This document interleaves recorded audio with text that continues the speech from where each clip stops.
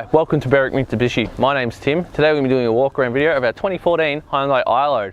We're going to go around the outside of this car, and then we're going to have a look at the inside, look at the quality of the vehicle all around, as well as the room in the back of it being an iLoad van.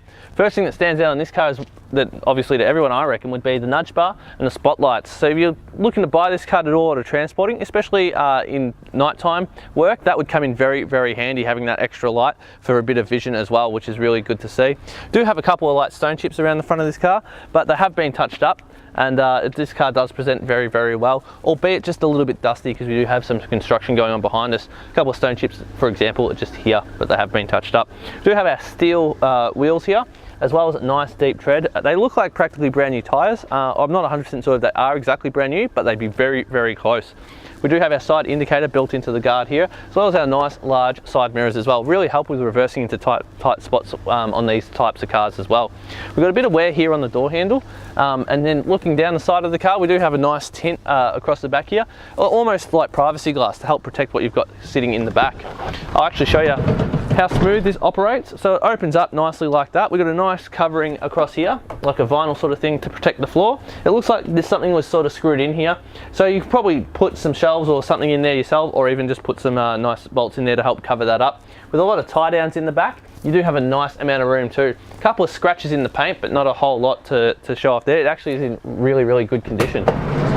It locks into place, so when you're sitting on an incline or decline, it won't roll, and then just a simple click of the handle, and it slams shut on you with a nice little push. We've got some Rhino rack roof rails on the top there, so you can mount things on top as well. On the other side, there's a little like transporter tube as well, so I'll show that when we get around that side. Looking at this tyre, same as the other one, I'd argue that's a brand new tyre, and the rim is presenting in very nice condition too. Moving around the back, we've got two really big, nice bright stoplights, as well as a nice boot lid which lifts up. With the hydraulic struts, it practically does it on its own. You just go click it and give it a nice little tug, and it goes shooting up in the air.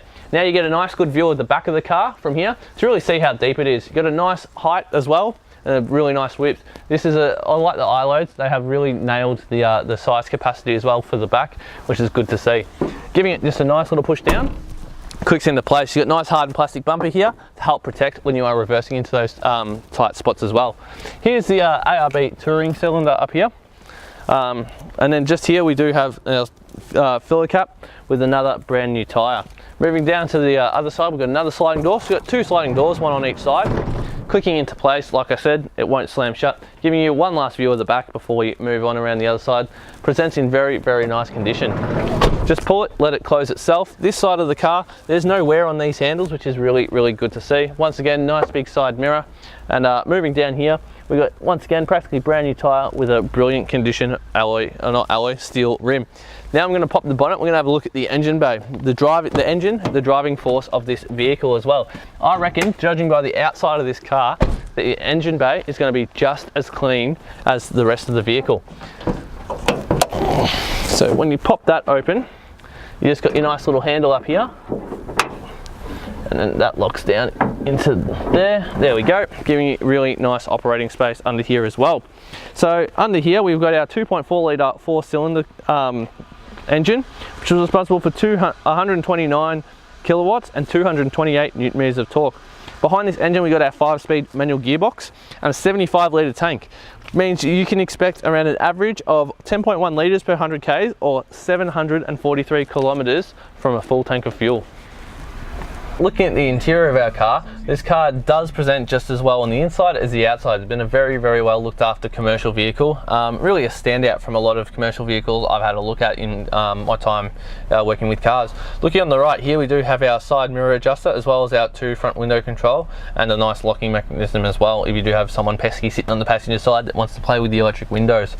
Moving the steering wheel to the right, we do only have one key with this car with central locking, and you got your bonnet release just down the bottom here. Headlight and indicators on the right hand control arm. Steering wheel to the left, we do have our front and rear windscreen wipers, and then on the steering wheel itself we've got some media controls just here. The steering wheel presents absolutely beautifully. I can't actually see any wear on this steering wheel, which is really, really good to see. Moving now to the center of the car, we've got a nice radio media unit there with CD player in the top there, and Bluetooth capabilities as well as auxiliary and USB ports, which are just here as well. Nice hard buttons to operate it as well. Volume knob on the right in easy reach of the the driver. Here we've got our air conditioning and heating unit. These knobs are designed to be used by people wearing workers' gloves or on the job, so they do operate very smoothly. They got nice little rigid grips as well, just to make the usage so much easier. Just down here we've got a nice little 12-volt charging point or cigarette lighter, and an ashtray that looks like it's never been used as well, which is also really good to see. Looking down here, we do have our 2 cup holders which pop out like that. They are like adjustable in size, so you can put different size drinks in them as well. And here's our 5-speed gear shifter as well, which is nice and comfortable to reach with your handbrake sitting between the 2 seats. This is a front seat, 3-seater as well in the front. I'll pull this down and just quickly show you. If you only have 2 people in the car, you can pull this down, have an extra tray with a couple of drink holders as well, or you pick up a 3rd person, flick it up, and you do have that middle seat available to you now. Nice bit of storage up here as well above the normal glove box. And like I said, the interior just presents so well. Very beautifully looked after car. This car has done 46,000 Ks. Looking at the service history, the first service was done at 2,000, sorry. Next one was done at 17, then at 37, then at 46 by us. So this car doesn't need to be serviced anytime soon. You can go till the 60,000 K mark without having to service it next. The condition of the outside, the interior and the back of this car just presents absolutely fantastically. So please give us a call on 9907 0555 and one of our friendly staff would be happy to help with your inquiry.